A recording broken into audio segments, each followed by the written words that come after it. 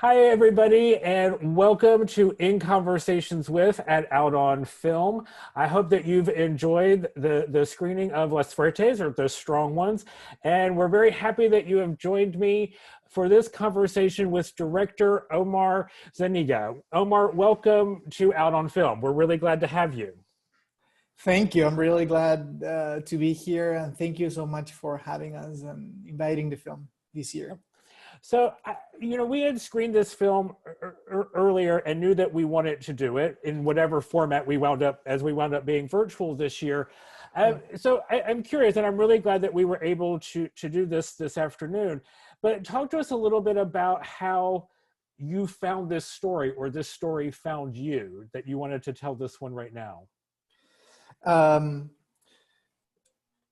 The film took a long time to make. It was hard to finance. There were many uphill battles, so it took a few years. And I started writing it like maybe 6 years ago. And back then, I was living in the U.S. I went for grad school at NYU, so I lived in New York for a few years, and I knew that I wanted to, make my first feature, and I had shot various projects in English in New York and other places, and it had been an exciting time. But I really wanted to create something that was much closer to my experience, the culture that I know, the places that I've been, the people that I know, and should, in an environment that felt closer, I guess, to the life that I knew, and I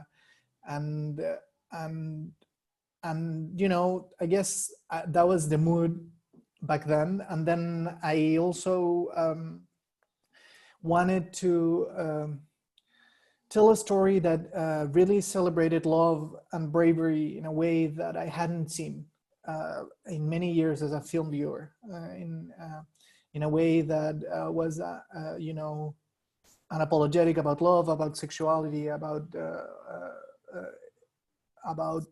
I guess, their connection, and to tell it without the presence of guilt or trauma or denial or something. It's a love story between people who know who they are, who know what they want, who are very different, and who, find the other like unexpectedly, and allow themselves to fall into it.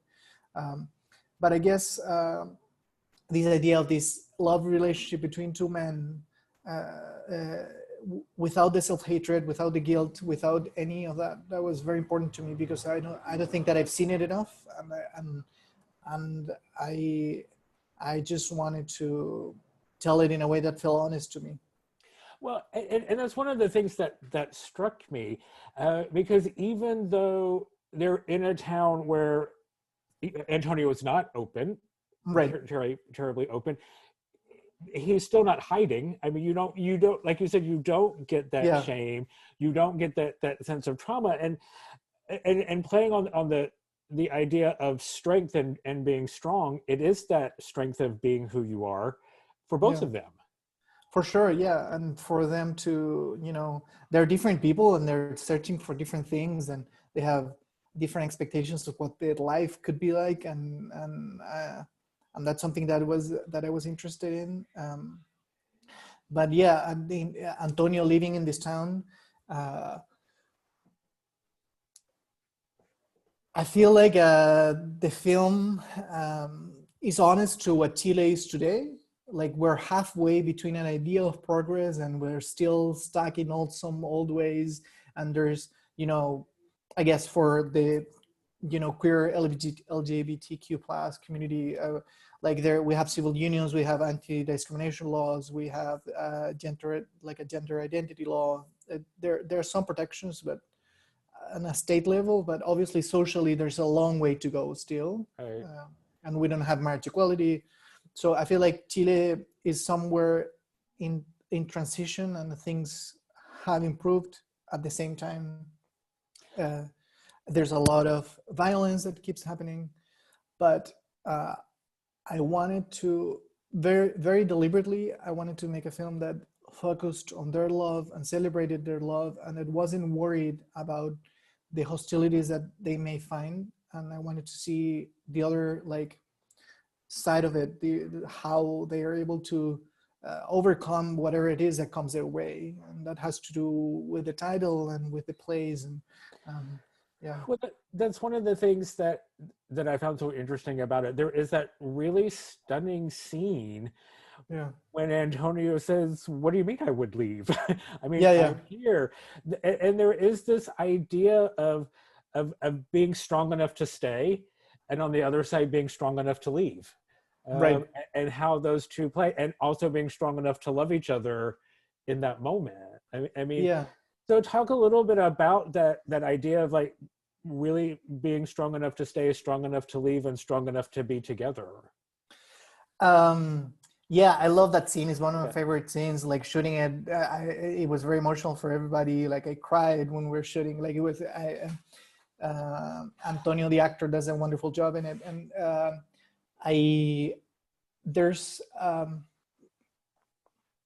feel like one unconsciously, without realizing, can be very patronizing with other people, like about the way they live, or like we have all this idea of like how one should live, or like what one life goals should be like, and sometimes those things can be like socially structured in a way that that doesn't apply for everybody. And in the end, I really wanted to celebrate the idea of Antonio's dignity, and like how he fights for his dignity, his independence in the community that he's in, and how that implies and how he wants to belong to a place that he loves and that he really likes, and whatever, trade he does, it's something that really gives him a sense of accomplishment and a sense of like realization. And I wanted to explore how that's different for everybody, and how like that life that one can see as too precarious, it isn't necessarily. It's like it's a life that that has dignity, that has value, that is precious in some way. The freedom of the ocean, the idea of like the pride of generations of a trade. There are many things there, and maybe Lucas didn't have that, and he has another sense of bravery, of like finding his own place in the world. And I think that that's what's interesting about them and their relationship, the fact that they are looking for these different things. And but yeah, concerning Antonio, I really wanted to do that because I don't feel I feel like we are structured in a way that sometimes can be like unconsciously patronizing about other people. Yeah. And I like disarming that. Well, because in so much, when you talk about wanting to make a film about a story you haven't seen before, Yeah. I think so many of the stories that we find, like between small town and city, or staying and leaving, it's always that we feel like the story is we have to leave. Exactly. And it was really interesting that Lucas is the one who said, "I think I'd be afraid to stay." Yeah. I mean, I just find that it's really a nice, refreshing take on, like you said, that maybe we don't always have to leave. Yeah. No, I like one of the issues, I guess, like the festival, or like things that are always in my mind, is representation. How do we see ourselves on film? How that empowers us and our life, or what we're going through in a society, in a country, in a place. And obviously a part of this film in particular is for me to show people in Chile that we're valid, that we deserve to live where we live, that we deserve to, live the lives that we carry. And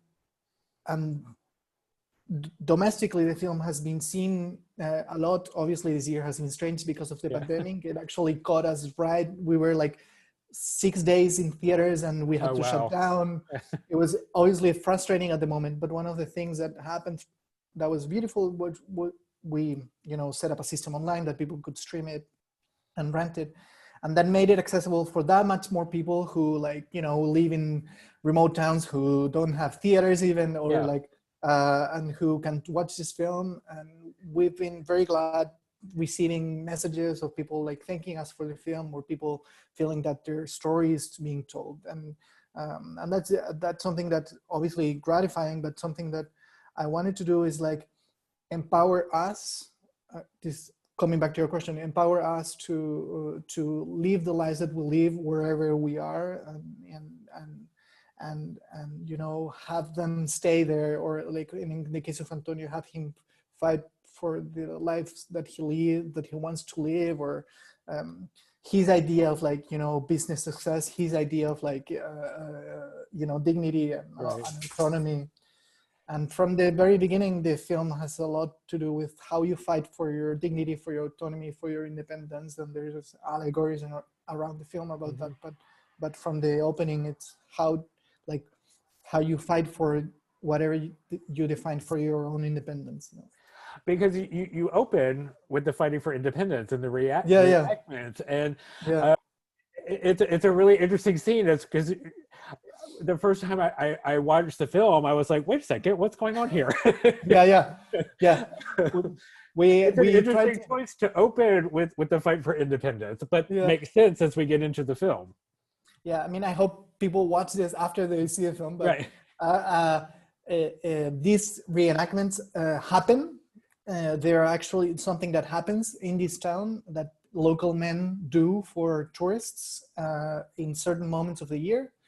And I just thought it was so interesting, and we wanted to make it a part of the film, and some of it is more lyrical and some of it is actually what they you know, do there in this town. And sometimes it's kind of endearing and goofy, and I like that. And sometimes, but what I like about it is that there's a sense of like pride for the community that you're in. There's a sense of like a certain camaraderie between the people who do it, and I really like that. And then also there's this like idea of independence that comes through the film in different ways, and also like these forts that you see in the film, they're very unique in Chile. It's like only, you know, it's a very specific thing that you only find in this area. It's this bay, it's called the Corral Bay in southern Chile, in the Los Rios region, which is in southern Chile. And they were buildings that were built by the Spanish that were there, that have been standing up for centuries. And I really love that imagery and the idea of that they've been standing like in front of the ocean, you know, resisting the waves crashing against them for centuries. And there's an idea of resilience, of a town that is you know, proud to be what they are, and I feel like all of that echoes in these reenactments and the film. And it kind of, we see Antonio knowing that he has a place in this world, and he doesn't question it, even if he can't be completely open, but he's also not what we would say is traditionally in the closet. Right, yeah. You know what I mean? He's not trying to get married. He doesn't pretend to have a girlfriend, you know. No. So, and I think he knows he has a place in this world, even if everybody else doesn't know that he has a place in this world. Yeah, of course. And like, and you know, he'll have people who will be there and support him, and people who might not be. And I feel like that's honest to our country today, and this society that I know in this moment. Like people, some people will be there, some people will be not be there, some people will be clumsy with you, not directly homophobic, but slightly so. Some people will be, you know, mysteriously violent. Some people, so I wanted to have them face a different set of reactions that I think is honest to what Chile is going through today. And so kind of looking at Lucas' struggle with having to leave, there's, or feeling he has to leave to find his place. And you also address that without judgment. Neither's right and neither's wrong. So how do you see his struggle in relation to this, to being rooted in place or not rooted in place?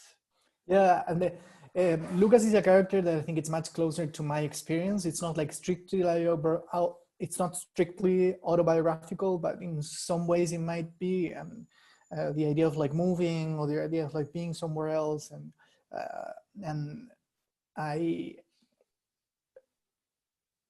he he has a bit more means. He comes from a bigger city, and one would think that that makes you immediately okay with being queer in that environment. And I wanted to explore that, the fact that it's not necessarily the case, and even Antonio has a different life, but has an incredibly supportive family or environment with his grandma, and on the other side he doesn't. And I guess um, uh, it's all the time about like finding those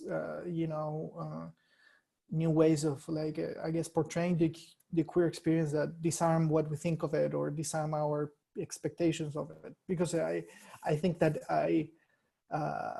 even 2020 we see this, that the family is like not they won't like exile you or like stop Right. talking to you, but they'll also be very strange and alienated. Right. So Yeah. so it's like, I guess that's something that I've seen around me, and that I even keep seeing today. Obviously, things have changed. Like kids, newer generations, like kids that I see now who are in their teenage years, it's like whatever. Like there's no labels. Like everything is broken, and I love that, obviously. But I guess this is a very precise generation, maybe like early 30s, that still might have those kinds of crashes with their environment. I think one of the things that there's not a lot of good that comes out of this pandemic, and having to go online. But one of the things that you were saying when you had a shutdown in theaters is, we were thinking when we had a shutdown in theaters and going online, is that there's a larger population who now has access to this film, and right now across Georgia where we are, who often are from smaller towns, kind of like you've depicted in this film.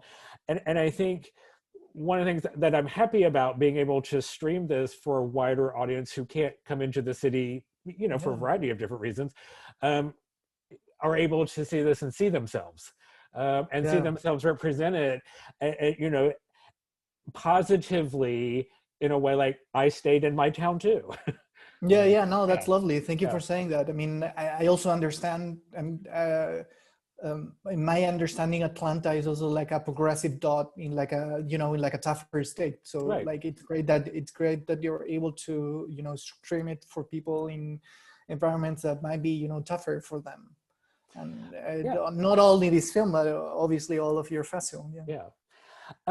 So you were saying it took a minute to get this film done. Talk to us a little bit about, you're talking, queer film, independent film. So, it's not the easiest thing to get made. So talk to us a little bit about how you were able to get this film made. In Chile, we had some state public funding for the arts that you can apply for, and for film, there's a film fund. It's very competitive. There's very few grants that they give for very few films, and there are incredible films coming out of Chile, great talent and great stories. And so it's a very like tough thing to get. But we're lucky that we have it. So we applied a few times and ended up getting it for the film, and that was the bulk of the financing. And also we got the support from the Nyu Production Lab, which is an NYU related initiative. I went there for grad school, and they are involved with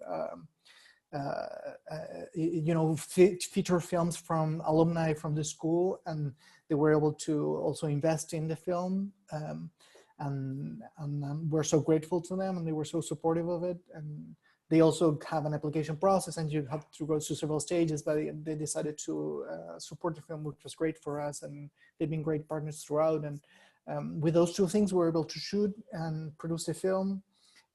Getting there to get this financing took a few years, 3 or 4. It's very complicated. You knock on many doors, many of them, like most of them are no's, but you have to like be delirious enough to keep believing in it, and and finding some other choices. But but with that, we were able to shoot, and then the editing and post-production was made with like a lot of favors and people who were able to support us in some other ways. Yeah, and in the early stages of the film, also when we were developing, we were able to make a short that was inspired in these characters and in this universe, and it was very precarious. We shot it with like you know, 5 people, no money, like you know, no lights, a Right. tiny camera, like yeah. But I think it showed like the tone of what we wanted to do, and that short did pretty well in festivals and different places, and I think that also helped us, you know, show the quality of the work that we wanted to make and the tone of what we wanted to do, yeah, and I think that helped us also like put this money together. Now, this is not your first film. Like you said, you've made the short. You actually Yeah. won a Teddy. Yeah. Does it get easier, or as you kind of build a track record, does this get easier, or is it like every single time? No, it's every single time. I Is mean, it? yeah. It's very hard. I don't know why we do this. It's permanent. It's permanent torture. Right. We have a production company with 2 other partners. Their names are Catalina Marin and Dominga Sotomayor. They're 2 women filmmakers, and Dominga is a director, my partner, and her last film, it's called Too Late to Die Young. I produced it. She produced my film. We kind of swap roles, and her film like was never given this Chilean fund. It was very hard to finance. We ended up finding another partner abroad, and the film ended up having a great premiere in Locarno, and it won Best Directing in Locarno, which was a huge prize. But you know, and that's the limelight. But then before then, it's like, you know, 5 years of people telling you that this film shouldn't be made. So it's Right. like it's like that every time. Sadly. Yeah. But you know, I guess we try to find projects that we really believe in, such as The Strong Ones, or it's you know, it's stories that we really think are worth telling and that can, you know, show our experience. Yeah. Tell us how you found your 2 leads, Antonio and Lucas, because they have real chemistry together. Yeah. I mean, so tell us a little bit how you found them, how they came to this project with you. Yeah, well, I was writing, and we were sort of like planning. We got a development grant at some point, and I wanted to shoot something that was related to the spirit of the film. And we, from when I started writing, I knew that I wanted to work with Antonio for that role, because I had met Antonio many years back.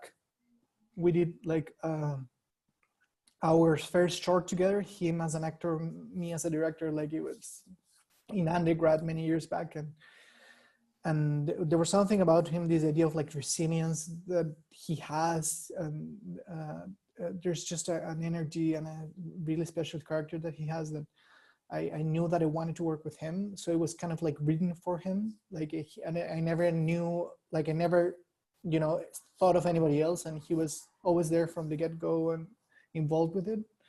And for Lucas, the other lead, it was who's, I guess it's like a more mysterious character, like harder to describe, like with like different resentments, and I love how he peels and back, and how he sort of like lets go of many things through the film. And for that character, I saw a few people, like I never did like formal auditions, but I met with a few people, and a mutual friend introduced me to Samuel, who plays Lucas in the film, and we connected right away in very different ways. We had very similar like life experiences, and the film was as personal to him as it was to me, and we decided that like very quickly that we would do it, and that's how it went. And they had met, like, you know, because of like, you know, actor friends or mutual friends, but very briefly, like they hadn't worked together before.